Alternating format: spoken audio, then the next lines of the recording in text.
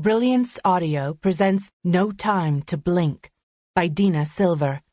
Performed by Emily Sutton-Smith and Siri Scott. As I reach the attorney's office on the 30th floor, I'm disappointed by my reflection in the large glass panels that make up the entrance. My shoulders are slumped, and there are dark circles underneath my blue eyes. Nothing ages you like stress and sadness.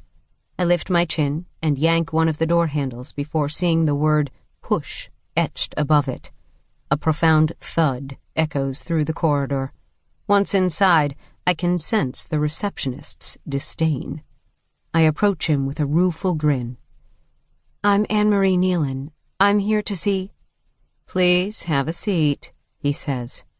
I settle in an old leather armchair near a window overlooking Chicago's renowned Michigan Avenue and look down at my unsteady hands gripping the folders in my lap as if my life depends on them, which it does.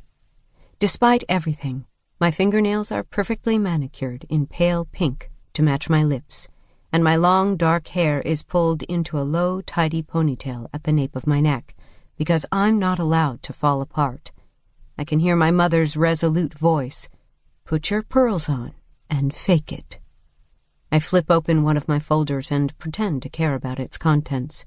Copies of emails, phone records, credit card receipts, all of which I've seen 1,000 times in the course of the months that led me to where I am today. Broken promises, broken vows, broken hearts. Mine, anyway. And a web of lies woven so expertly that I'm ashamed to be at the center of it all. My stomach turns. 15 minutes later, an intercom buzzes and alerts the receptionist. He lifts the phone receiver and then places it back down. "Stewart will see you now." I hurry up and out of the chair.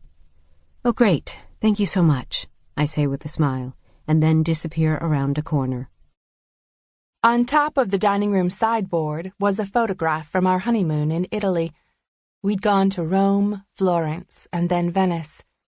Gabriel was pictured standing in St. Mark's Square, arms outstretched like a human perch, with a pile of birdseed in each hand and a mass of fluttering, ambitious pigeons on each arm.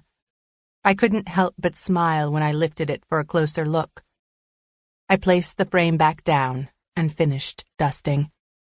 Our first few months of marriage had been challenging. We'd eloped at City Hall after dating only a couple of months, disappointing both our families, and worse, enraging my mother.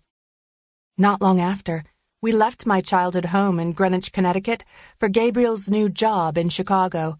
Mother begrudgingly drove us to the airport and would hug only me, not my husband, goodbye. He and I met in Greenwich during the summer of 1970, which I was quick to term the summer of disappointment, when my parents didn't show up for my graduation from Mount Holyoke.